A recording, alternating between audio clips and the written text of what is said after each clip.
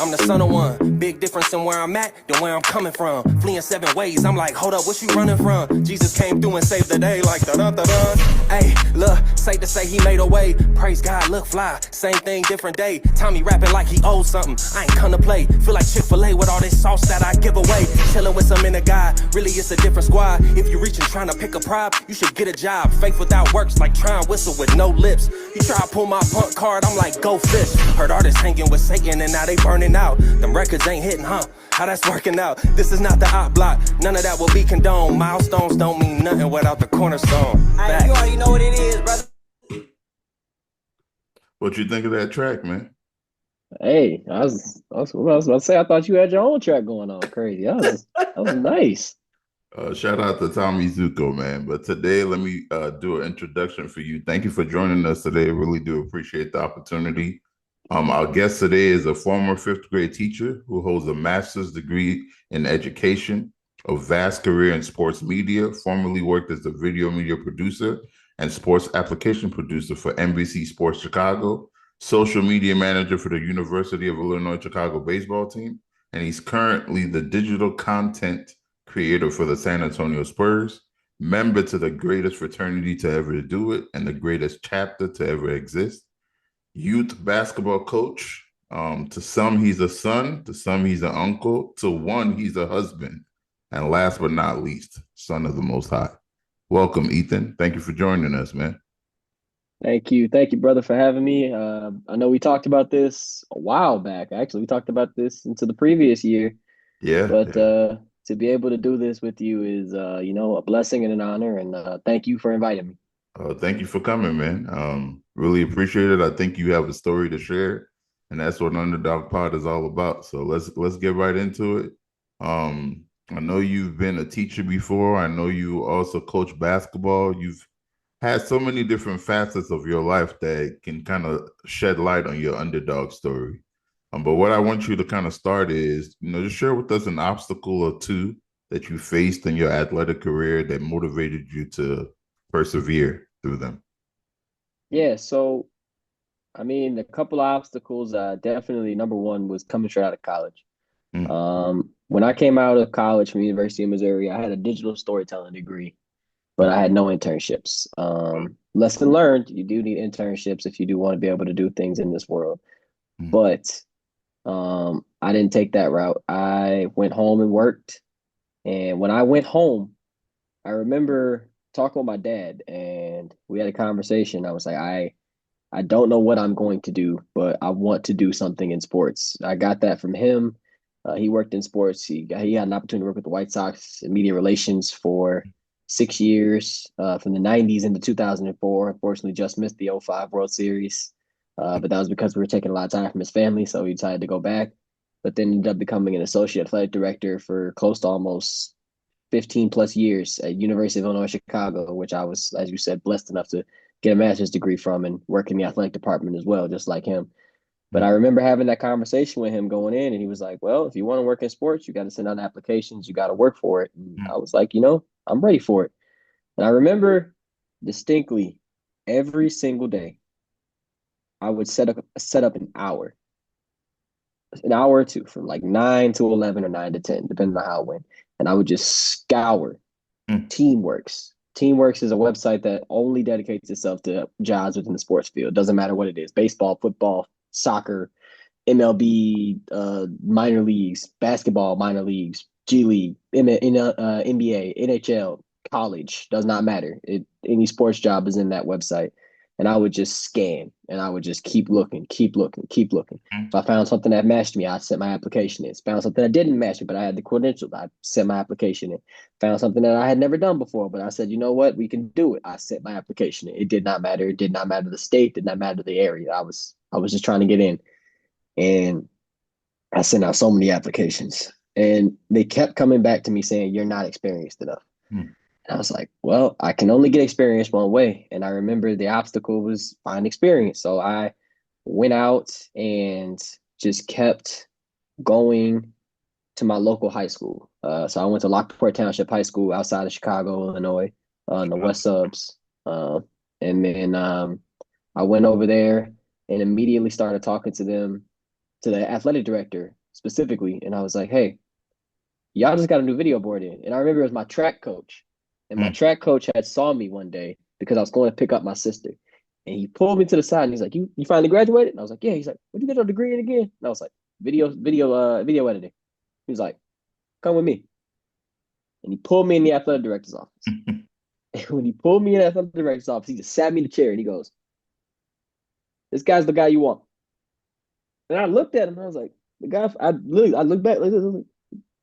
The guy for what? And I was like, "I don't want to teach." I was like, "I don't want to do nothing." I was like, "Well, what does he mean?" Because he does a lot of this. This Coach Razzo. He coached me for like 2 years. I remember he always used to pull.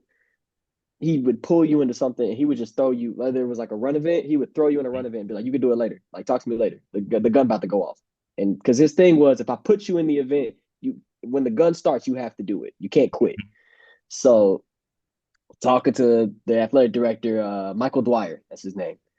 And Dwyer goes, "So he tells me you work in video." I was like, "Yeah, I do." He's like, "Can you make graphics? Can you make videos?" Actually, first he said, "Can you make videos?" I said, "Yeah, I can make videos." Like, good. We got our head coach. We got a head coach who's coming in, who's a former alumni. He coached the last high school state championship team. He was the defensive coordinator. He's coming back after all these years to become the head coach. We want to make a homecoming video for him. And I was like, "Really?"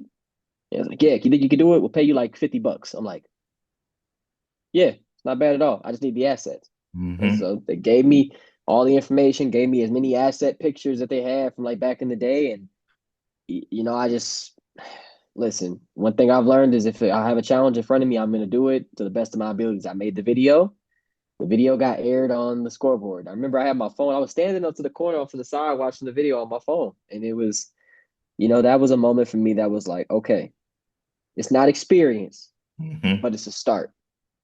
And the funny thing was, I told Dwyer, I was like, if you got any more opportunities, just throw them my way. Me and him ended up having a handshake contract agreement. Wow. For every video and graphic I made, he would throw in $50. At the end of the year, I made 10 graphics. I made not only the intro video for them, I made their intro video. I made a little thing they would come out to during warm-ups. I made their touchdown celebration graphic. I made their turnover celebration graphic. I made their first down celebration graphic. All of them had music incorporated to them. So it was a bunch of stuff. And I was like, cool. Like, like I'm getting somewhere. And it was funny because I ended up using those graphics and I put them in my portfolio. And then my dad came back to me a couple weeks later, because ironically enough, while I was working that like contract with him, I would walk back and forth to the high school because I didn't have a car. So I would walk to the high school, and then the dean's assistant, who was a security guard over there, was like, "Hey, I noticed you keep walking back and forth here. Do you want a job being a security guard here?" And I was like, No. I don't want to say no because I don't want to make it look like I'm poor or like I don't have like a family to go home to. But yeah, I'll take the money. So I ended up being a security guard. My little sister hated it because it was the senior year, but it was funny because I worked as a security guard in the afternoons, and then I would go help with the football games in the evening. So I had some type of money coming in. But it was funny because I used that portfolio and then like a little bit of that in my resume, and then NBC Sports came in. And so NBC Sports came in, and I remember my dad was kind of the help that got me the connection because he had a buddy that was like, "Yo, they're looking for video editors. I know your son's one. It's part-time, but tell him send his portfolio in." I sent my portfolio in. I remember I got a call to come over. I took the train down. I got off on the metro, took the Brown line over to the merchandise mart, walked through the whole merchandise mart, was like all struck. I still got a video of it on my phone. It's hilarious.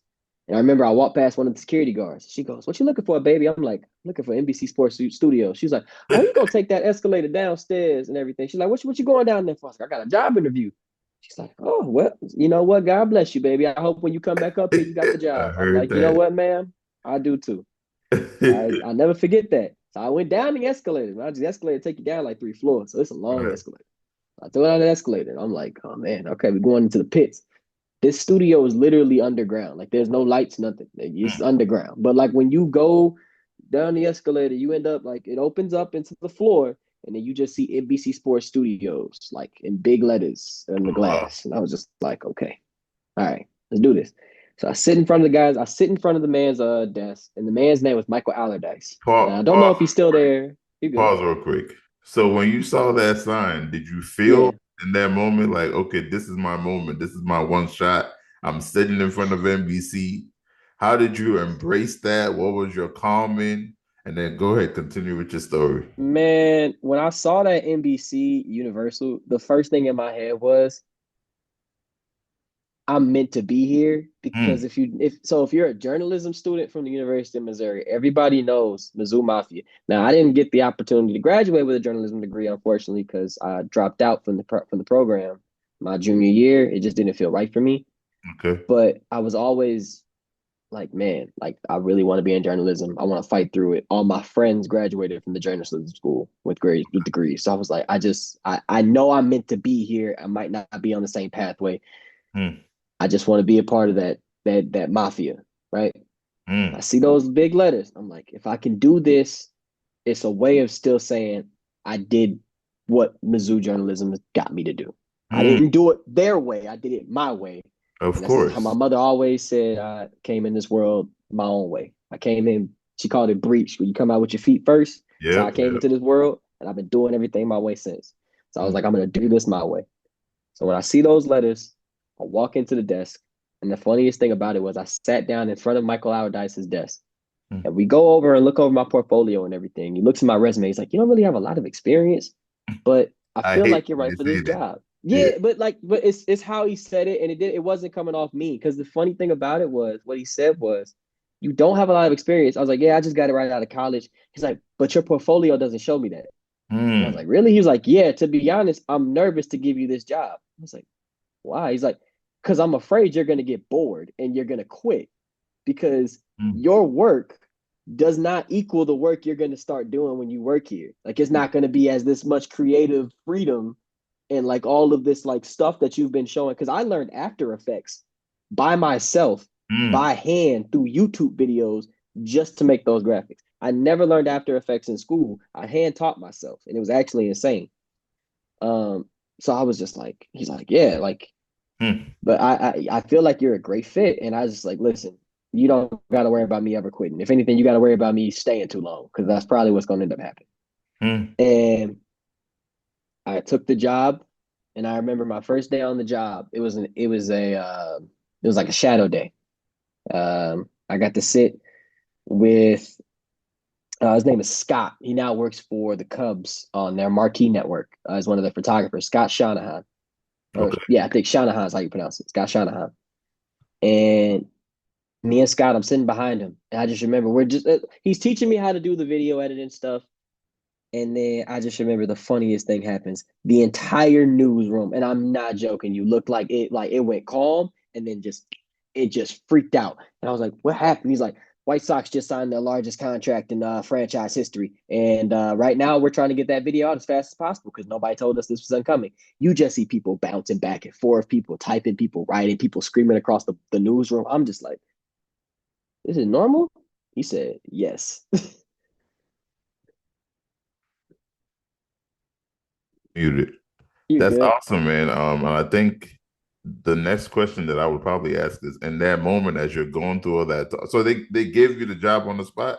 Sounds So like. they gave me, so ironically enough, I forgot a part. They gave me the job. I went back up that escalator, talked to that same lady, and she was like, so what happened? I was like, I got the job. She gave me a hug right there. It honestly felt heartwarming in like a way. It was Yeah. like, it was meant to be. It sounds But like yeah, so I came feeling back that the next week. the feeling that you were experiencing is like the moment where you feel like you've arrived. Hmm. Um, and I guess it leads to my next question of asking, you mentioned your dad was in this field for a very long time, but are there anybody or is there anybody that you leaned on in that time? Like, this is my first big boy job in a field that I'm passionate about, that I've been dreaming about working. Can you mentor me, or what advice do you have to give me? And what did they say to you back then? So my dad was big from the mentorship Yeah. aspect of just like asking him like, hey, like, all right, I got this going on. Scott, ironically enough, ended up taking that marquee job like a week and a half later. So like, even though he was the first person I ever shadowed, like I didn't really have a lot to like lean on with him. Hmm. But what's kind of interesting is the shifts that they gave me and a couple of other video editors that were part-time, we got the night shifts.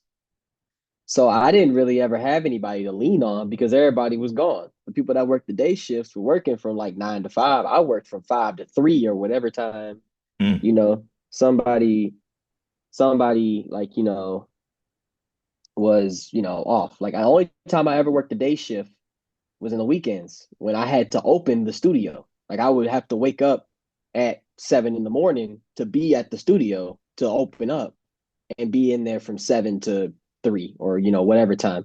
Because how the job worked was we covered games. So normally, like on the video editor side, if I'm working the night shifts, it's because normally there's a game on. So I'm working a Bulls game at night. I'm Mm. working a Blackhawks game at night. Okay. If I'm working a Sunday during the fall, obviously we know that's Bears schedule season, right?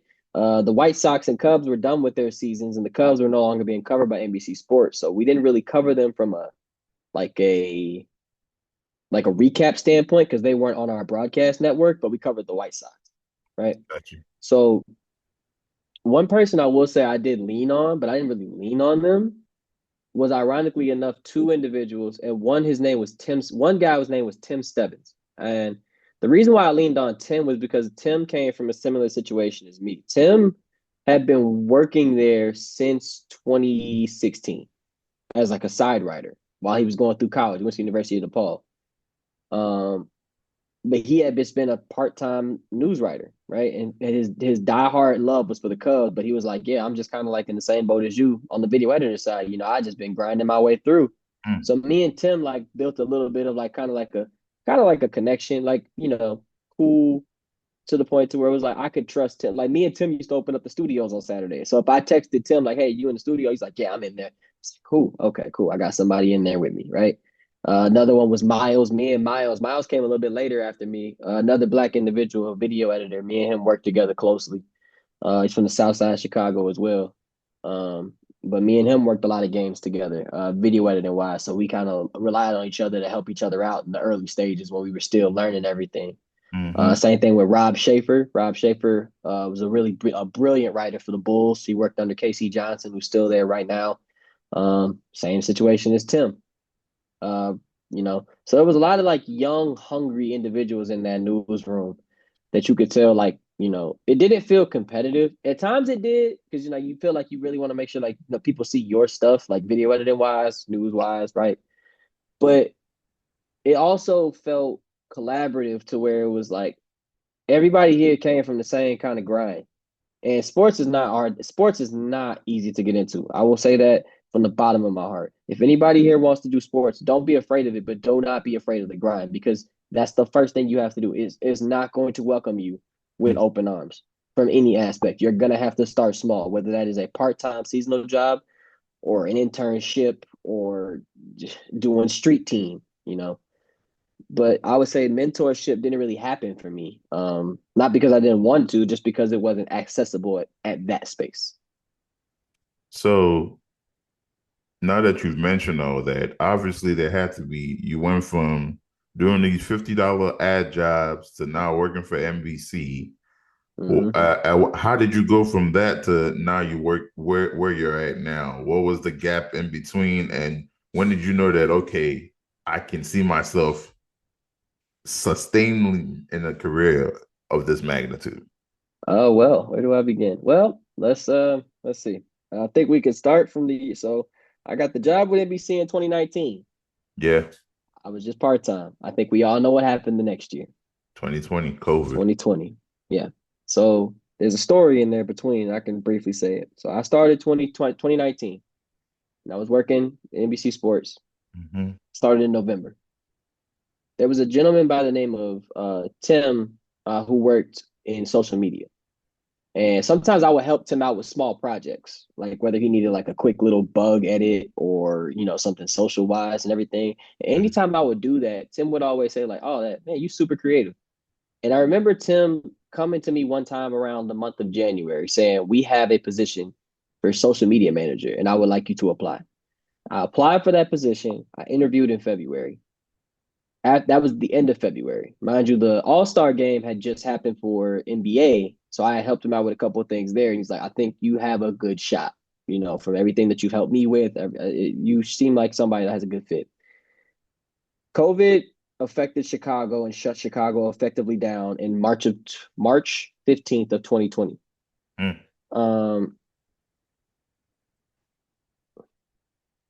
And then basically in March of 2020, when they shut down, because I was a part-time employee, I got a text message from my boss, Joe Collins, who oversaw the video editors, saying, if you are a video editor who's part-time, unfortunately, we have to tell you that you cannot come into the office right now. We don't know what's happening because no one knew what was happening with COVID.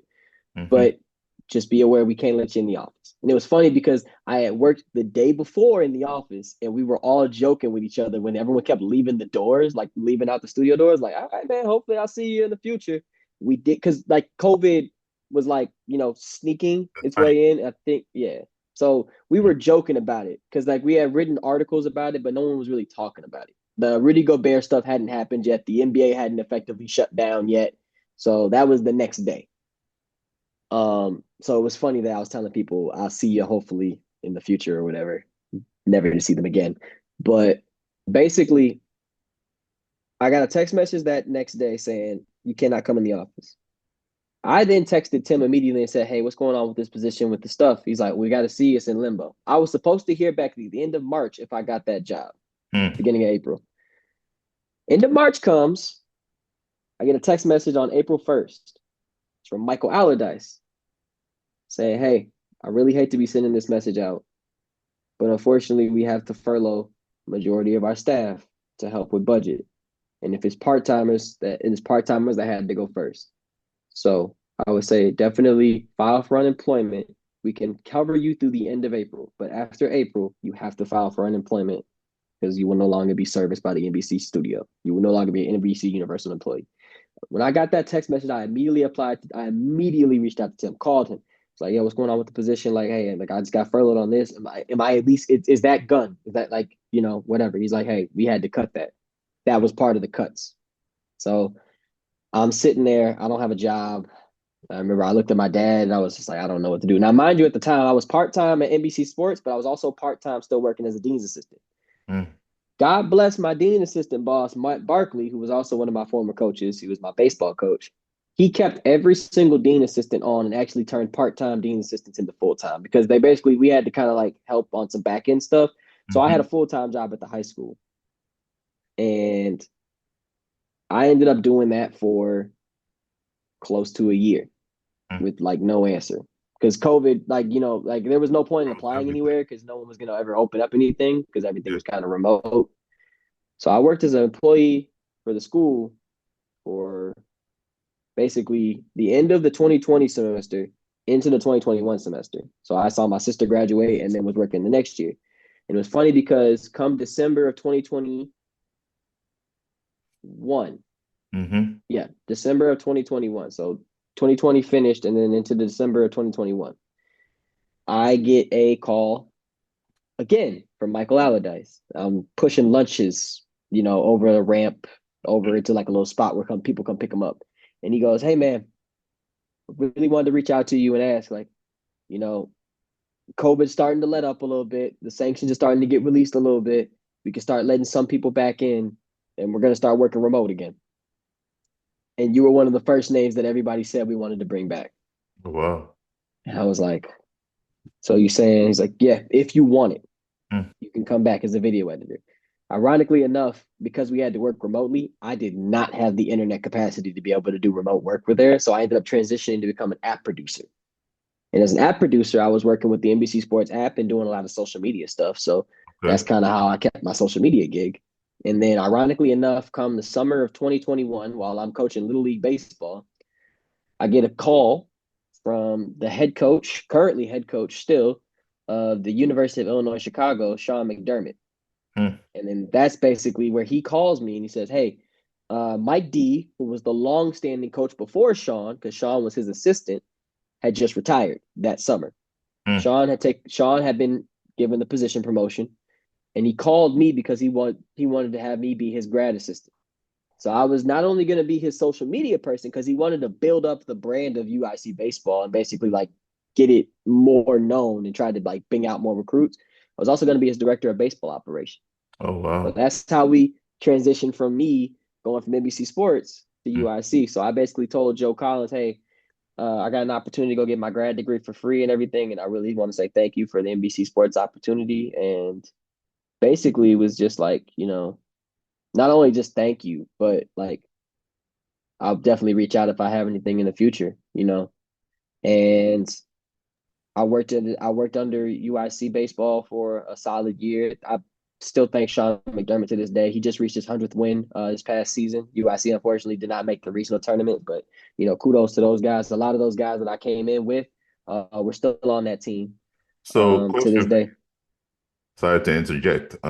You good? So what do you think was the it factor that made Sean McDermott reach out to you and offer you such a position like that? Was it your work ethic? Was it word of mouth? Did he know you through some fashion and just decide to bet that this person is gonna take me to the next level? So a little bit of everything. Sean McDermott knew me one because like obviously my dad was at UIC for the longest time, so he Okay. knew me through there. I used to go to a lot of their camps as a former baseball athlete, so he knew me through that. And then he had also reached out to my dad to just kind of check in to see how everything was going, but he knew I had video editing experience because my dad had talked about it. So basically, Sean took a chance on me because he one knew who I was, but also what I could be. And I Mm, still remember to this day, like Sean saying, like, I know that you have the capacity to turn UIC baseball better than it was mm. when I give it to you.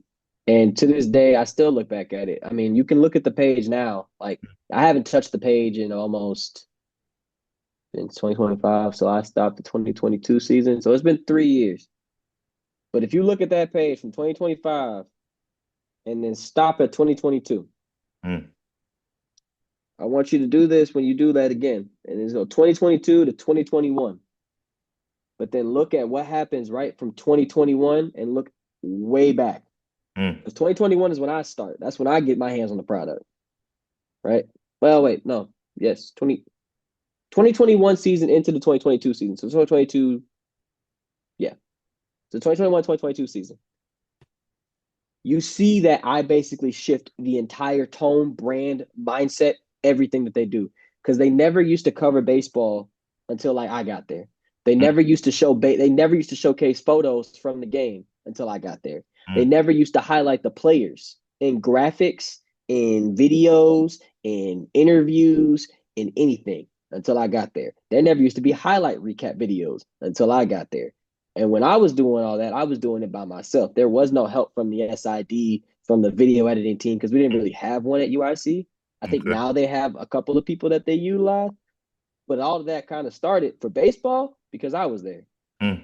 And I put my foot into there and basically kind of helped them. One of the jokes I always made was UIC was not a verified account until I came in. I turned their baseball Instagram, their Twitter, all of that verified. Their follower count went up by at least 2,000 people when I got there. You know, That's impressive, parents, man. yeah, parents and alumni were even saying they were like, "Yeah, man, like we love what you're doing because we can actually follow the account now. Like we can support the team. We know what's going on. Mm. You know, even when we're not at the games, and that makes me want to actually go to a game." Then, and I was like, "That was the point." You know, when you cover something, you have to have a passion for it, but you also have to have an understanding of like what it is that you're doing and how can you make it better than where you started. It was easy to start somewhere because they didn't really have anything to start with. Because unfortunately, UIC baseball, if it's not basketball at UIC, the sport doesn't get the coverage it needs because the team is supposed to technically be the one covering. Sometimes like players are running the accounts. Mm. That's kind of what happens over there. So for me to come in there and just be like, yeah, let me start doing all this, that, and the other, it really did build a different name for itself. And I thank Sean McDermott for that opportunity. For sure, man. And it's clear that you are, exceeding and excelling in your current role. I try not to really let people talk about their current role, but what I'll say is, where do you see yourself 5 years from now? And what's next for Ethan Phillips? I mean, where do I see myself? I hopefully see myself still in the game present. I would actually like see myself transition to game presentation which is what you see a lot with how the game is presented to the fans. One thing I really loved to do when I was at UIC was work the video board, but also work the music. Okay. Um, I love even growing up as a kid, going to White Sox games and being in the stadium and seeing the entrance videos. Mm. The White Sox used to have a really dope entrance video that was to the "He's a Pirate" song from Pirates of the Caribbean, but it had so much intensity to it that it made you almost just want to get out of your seat and just immediately go on the field and just like go play the game, because then it just transitioned from that into Thunderstruck, and then the fireworks would go off. And this was before like stadiums started doing all the stuff with the lights, when the lights would start Yeah. flickering and everything. Yeah. Like, so that was like true raw emotion that was Mm. like coming out. Nowadays, stadiums do that, and everyone's like, "Oh man, this is intense. This is fun. This is built up." But it's just like, Mm. yeah, but that's a flavorful show. I always say the reason why I want to get in the game presentation is like, you look at those schools that are able to build emotion, and they call it a hostile environment, and how they got there. One example I always say is Virginia Tech. You Mm. know, the new NCAA college football game just came out, right? One of the songs that they just leased for merchandise on that game, Enter Sandman. Why? Because Virginia Tech, if you ever get a chance to watch their football entrance, they come out to Enter Sandman, but it's not just the song being played, it's 67,000 fans chanting the same song at Mm. the same time, to the point to where they say the stadium literally jumps. Mm. Like, it's one of the most intense, and they sing it while like the team is standing there, and it's just like real like intense. You hear the bells. It's just like all the Mm. you know build up and camaraderie about it. Another one, Texas A&M. They come out to Kanye West. They brought that back this past year. It used to be a long time before they did, but that's another one that's really big and intense, grandiose, like with the feel of it. Even Mizzou, I will say, had a decent little entrance video. I don't know what they do now because of the new stadium upgrades, but I would say that they're definitely up there. You know, um, I've always been big into game presentation. I always wanted to find my way somewhere into there, and I'm getting opportunities now with where I am with the Spurs Mm. to be able to kind of dip my toe into that, and I definitely hope to see myself somewhere within that in the next 5 years. Awesome, man. And let's delve a little bit into sports. I know we're talking about you. I know you work for the Spurs. I know you guys just got the Rookie of the Year. Is it Stephon or Stephen? Steph Stephon Castle. Castle. Yeah. So Yep. I guess the thing about when you win Rookie of the Year is there's always that sophomore slump. Mm-hmm. And we can delve that into even making it about yourself. How has someone like you who has this trajectory of continuing to rise, how do you stop yourself from settling? And what advice would you give somebody like a Stephon Castle or somebody who's prominent in the league, just got this accolade of Rookie of the Year, to not settle in, to continue to just chase that greatness? Set, not just set goals, but set mindsets. Mm. And when I mean set goals and mindsets, it means set the goal, but then set the mindset that goal has to be achieved with. So Okay. if I say my goal is to, right, I scored 15 a year last year and I got Rookie of the Year. I'm trying to hit 20. Then what's the mindset you need to have to get that 20? Because if I have a mindset of being passive, I'm not going to get that 20. But if I have a mindset of being as aggressive as I can be, but controlled aggression, Yeah. then I know that I'm going to take every single workout, every single practice, every single rep with this controlled aggression of saying, I'm going to get this 20. Mm. So something that came from me when I was applying for jobs was this thought, like, why don't they want me? Why don't they want me? No, Mm. get that out your head. If the goal is to get a job, then the mindset needs to be, why do they need me? Mm. And if I change my mindset to that, then when I apply to these jobs and I put my resume out there, it's not, man, I hope they want me. It's no, why do they need me? Why do I fit that position? Why do I have to be in that position? Why do they need to call me back? Not why do I need to call them? Mm. And if I share that mindset with myself and I keep that mindset, it's almost like that Lonzo Ball manifestation, like with his dad, when he's like super cocky, but it's just like, he was cocky enough to get two of his brothers in the league, right? Could have got a third in there if LiAngelo didn't do stupid stuff. But like that cocky mindset is what got his sons to follow behind suit, Mm. right? And that's kind of like how I see it. Okay. So who is your underdog all time? If you had to pick Mine, one, doesn't got to be sports. It could be somebody in life that you're like, man, this person really traversed so much and to get to where they are now. And you know, it's great to even hear their journey. hmm.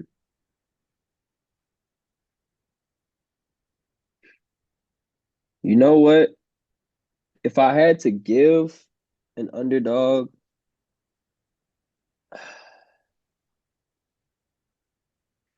this might be a underutilized name, but somebody that I got a chance to kind of hear about when I was here in San Antonio was the name Julian Champagny, right?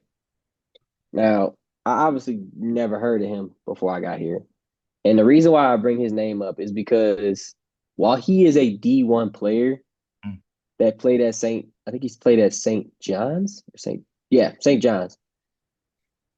He didn't make it in the league. He was undrafted. And he went to the G League. Mm. And he came up through the Spurs. One thing I've really recognized about the Spurs and things that they do is they have this thing about development. And whether you are a first round pick or a second round pick, there is no guarantee that you are going to just start automatically, right? And Julian was one of those guys, and he had to build himself up to be this kind of like name for the Spurs to even be able to trust. Another one would be Blake Wesley, kid like local kid out of Indiana, played for the Spurs, second round pick. He played in the G League in Austin. Normally, when guys go to the G League, you never hear from them again. Yeah. Not only was he playing meaningful minutes at the end of the year, yes, people were hurt, but he was taking advantage of those opportunities because people were hurt, and he has to let them know that he can play. Mm. So I would take like those two as like underdogs that like I appreciate more now from me working here, like with this team. I would say if I had to say somebody from Chicago, this might sound weird, but Tony Allen. Okay. And you know, I'm a South Side kid. Yeah, I'm a South Side kid, but Tony Allen's a West Side native. He went to Crane High School, but people know him because of everything he did with the Grizzlies and everything he did with the Boston Celtics, right? The grandfather.